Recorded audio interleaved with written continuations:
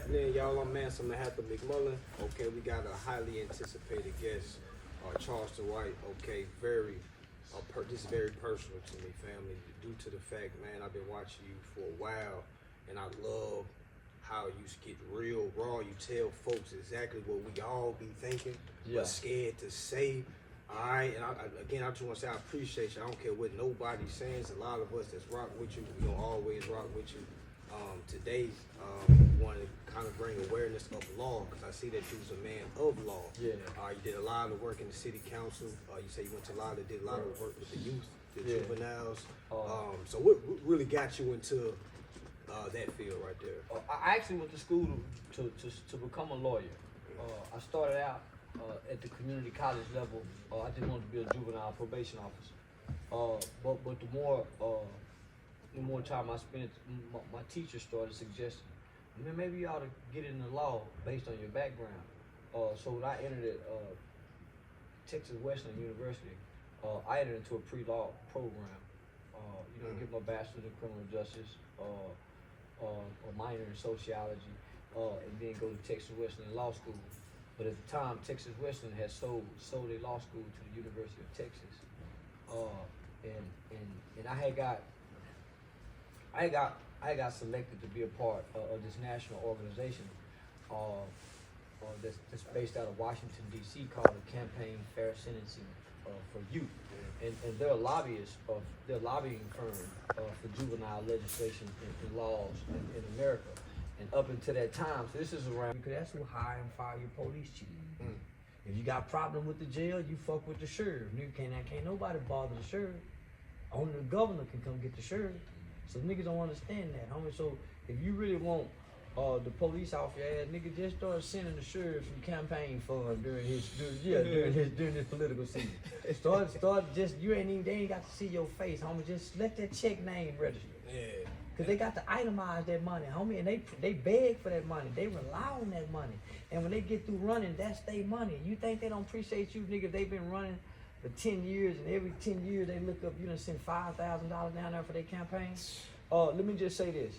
I can publicly say this, homie, but because I've done that, the attorney who helped me do that stood up in court one day for a guy by the name of Julius Williams, who had just come home from federal prison on kingpin charge and got caught with an ounce of heroin while on federal probation. His lawyer stood up and said, Your Honor, my client works with Charleston White over and stops his community with the hype youth outreach. And everybody in the courtroom know this. Know what Charleston do. They don't know this nigga do this. And the lawyer really lied. The lawyer really lied. If I'm gonna be honest, she's just making a play because to overcharge this nigga. So when she called me in the court, I don't answer. When she finally get a hold of me, she said, Blue, we can, because everybody called me Blue. She said, Blue, we can make some money off him. So when she told me she said, yeah, he say he know you. When she told me his name, I said, no, we can't do that. She said, why? I said, man, because last summer, man, that nigga came through and spent like $5,000 buying the kids KDs and Michael Jordan tennis shoes. She said, for real? I said, yeah. She said, you got some pictures, King? I said, yeah. They took that 25 to life off the table. I can call him right now. He got 10-year probation. He about to finish. And the fact that he got that dropped off on the court still owe him equity. Yeah, we'll get to that. We ain't gonna take it too fast. Yeah, not too fast. Cause you blew my mind, homie. And what we're gonna discuss, it's only for those that have an ear to hear. You're right. A lot of people go think we was talking bullshit because it was 8 years ago when this knowledge and information came across me. When I was studying to be a lawyer, I rejected it. There's 3 parts of the lack of knowledge. It says that people will perish from a lack of knowledge, and then it goes on to say because they reject knowledge, and then because they forgot knowledge. And that's us today. Yeah, that's us today. That's definitely us today.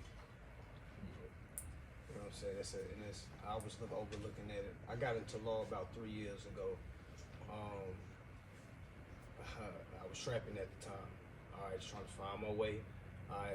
Just doing different contract jobs, working state to state, forklift.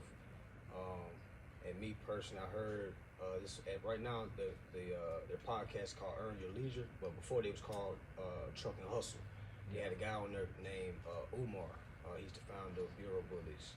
I heard him when he said there says no law that says you had to pay bills. So that was my first introduction to being attracted to law.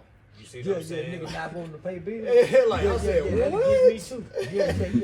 Get me too. So I'm on the, when I'm hearing this, I'm literally on the forklift. As soon as he said it, my whole body just stopped. I froze. I'm midway trying to drop my package off. I literally stopped. I was there for about, I want to say about 3 minutes. Somebody had to come tap my shoulder because I froze. Because what he said, I don't know, it activated something in me. He was like, you saying no law said you got to pay bills. What you mean by that? All right, what you mean by that? And I started getting into like the Debt Collection Practice Act. You know what I'm saying? I started getting into the Bill of Exchange Act. I started getting into the Federal Reserve Act. I started getting into the Constitution. I started seeing like, damn, wait a minute. I done got pulled over for not having no license, not having no tag on my car. And you mean to tell me all I need to do is know some overstanding of rights and I could enforce those rights and I didn't have to be in that situation? So I really had to really dive in. So I'm looking on YouTube, because that's why I tell people, go to YouTube. There's so much information on YouTube. There's a lot of bullshit on YouTube, but there's so much information on YouTube. And I want to pause right there. So, because this will help a lot of people out. We now live in an information age, so nothing can be hidden. We have access to all the information in the world. It's only the problem is, how do you decipher right information, wrong information, true and accurate? If you don't know how to research, that's where you lose it. Yeah, facts. So if you Google something and you click on the first 5 titles of Google, chances are you're going to be miseducated. The right answer is going to be on the 7th and 8th pages. It ain't going to be on the 1st, 2nd, 3rd, and 4th page of Google. So all of this information is at our fingertips. But we don't know if it's true, if it's wrong, we don't know if it's real, we don't know if it's fake media, if it's real media. That's where the confusion comes in at. Never, ever in history have information ever been this accessible. That's why you can't grab books no more. That's why it's so hard to go get a book to find what you need. That's why now, homie, the library, the kid that still goes to the library to rule the world. Mark Twain said, this is one of my favorite writers, because he gave the nigga a name. Yeah, Mark Twain was the first white man to get nigga. Before Mark Twain, black people's name was nigga. Nigga. Until Mark Twain wrote the book Huckleberry Finn and wrote about nigger Jim, the nigga never became human and had a name until nigger Jim came along. So that's right here in America. The first name of a nigga was nigger Jim. So Mark Twain said, a man who won't read is no better than a man who can't read. And that's where law comes into play. So that's how we've been losing. Nigga don't know law.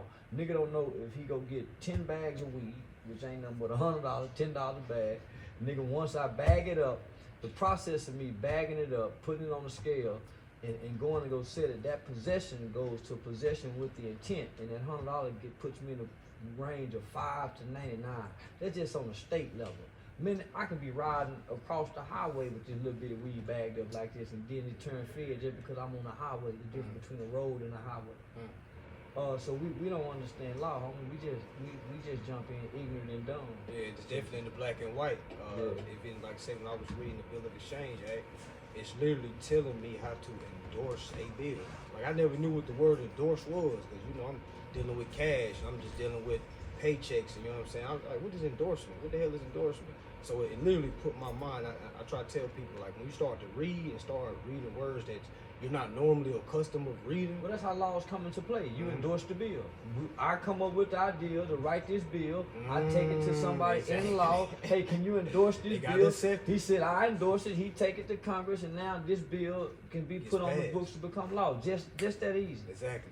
But you gotta remember, when something is passed, nobody pays when something is passed. So when somebody passes us a bill, why are we paying? You see what I'm saying? Because if every single bill we receive, and this will really open my mind, because I had to use simple math, because I graduated high school. If anybody, even if you didn't graduate high school, if you can do 2 plus 2 is 4, you can understand this, because it's simple math. If I get a bill from T-Mobile, right? Let's say it's $150. They send me a bill with $150. On that bill is going to be a positive 150. It's not going to say negative in front of it. So that's what a lot of people overlooks. They don't have, none of our bills have no negatives in front of it. They rob, but they do it legally. Yeah, it's legal. Trump said, he prepay all his taxes. All our bills are prepaid. I've been trying to figure that out. Let me tell you. Yeah, keep talking. Yeah. Let me This, tell you. So look. yeah, this game apply means elevation. Oh yeah, all the way, all the way. So Yeah, when we Trump gonna keep said he dropping. prepaid taxes, man, he elevated something in me. I was like, God damn. All right, meaning when we was talking about taxes, the taxes that come in, it's already prepaid. All you have to do is accept it and transfer it back to the one that's asking for it. Because that number that is a positive number. That's why I say you got to make sure you're looking at the documents. There's never a negative. Meaning when you go to your bank account, if you see a negative in it, what that mean? That mean you owe, right? If there's positives in your bank account, it means you have credit to use. You see what I'm saying? These statements coming from these accounts are credits that we can use. All right, so what are we doing is we're accepting, tearing off the bottom, accepting it the proper way. All right, again, it's an administrative process, family. Please don't go out and just do this. Your shit will get cut off. All right, please don't just go jump out there and do this. Okay, overstanding what's going on. But this is me and a lot of my students. This is how we are living. All right, we get this rent as well. All right, mortgage as well. All right, soon as you get that bill, meaning to be real, you want to get the whole contract because you don't want to do monthly bill. You want to get the whole contract of your lease. You want to accept the whole lease because you got to remember you're in a contract. You got to overstand contract. The simple contracting is both sides must gain equity on both sides, meaning you must gain something out of this. If me and you sign a contract, you must receive something, I must receive something. It can't be where it's just me getting everything and I'm taking everything for you. That's not an equitable contract to you. That's really contract fraud. All right, so you got to remember every single person that you gave an application to, you're owed interest. So when I drive away with the car and don't pay you no more than car my equity. That's no old. I'm glad you asked that. The car is just something that's thrown in. That ain't nothing. That's something you just give to Say being what? for being as the user. I know. Let me tell